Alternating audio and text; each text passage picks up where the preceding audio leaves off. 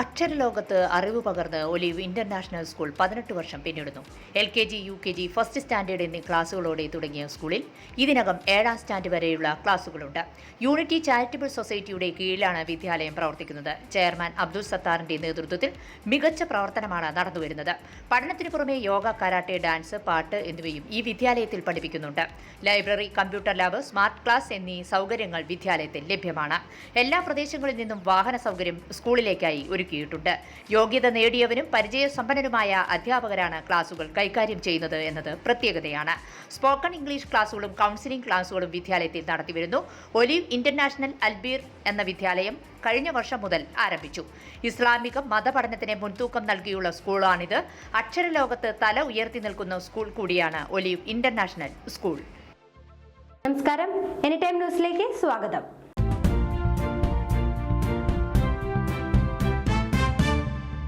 Parliamentary കീഴ്വഴക്കങ്ങളെ മറികടന്ന് Lok Sabha pro tem സ്പീക്കറെ നിയമിച്ച നടപടി പ്രതിഷേധാർഹമാണെന്ന് മുഖ്യമന്ത്രി പിണറായി വിജയൻ. സഭയിൽ ഏറ്റവും അധികം കാലം അംഗമായിരുന്ന മാവേലിക്കര MP കൊടിക്കുന്നിൽ സുരേഷിനെ തഴഞ്ഞതെന്തിനാണെന്ന് കേന്ദ്രം വ്യക്തമാക്കണമെന്നും അദ്ദേഹം ആവശ്യപ്പെട്ടു. പാർലമെന്ററി ജനാധിപത്യ മര്യാദകളെയും സഭയിലെ കീഴ്വഴക്കങ്ങളെയും അംഗീകരിക്കില്ല എന്ന ധാർഷ്ട്യമാണ് BJPക്ക്.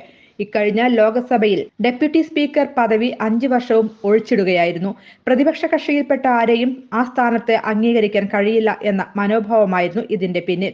BJP നേതൃത്വത്തിന്റെ ഈ ധിക്കാരപരമായ സമീപനം ഇന്ത്യൻ ജനാധിപത്യത്തോടുള്ള വെല്ലുവിളിയും അവഹേളനവുമായി മാത്രമേ കാണാൻ കഴിയൂ, മുഖ്യമന്ത്രി പറഞ്ഞു.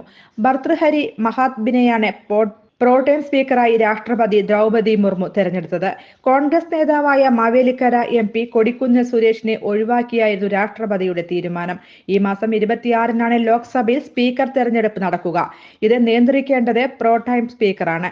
18ാം ലോക്സഭയിലെ അംഗങ്ങളുടെ സത്യപ്രതിജ്ഞയ്ക്ക് ഭർതൃഹരി മഹത്താബ് മേൽനോട്ടം വഹിക്കും. News desk, any time news. കൂടുതൽ വാർത്തകൾക്ക് ഞങ്ങളുടെ ചാനൽ സബ്സ്ക്രൈബ് ചെയ്യുക, ഫേസ്ബുക്ക് ഫോളോ ചെയ്യുക.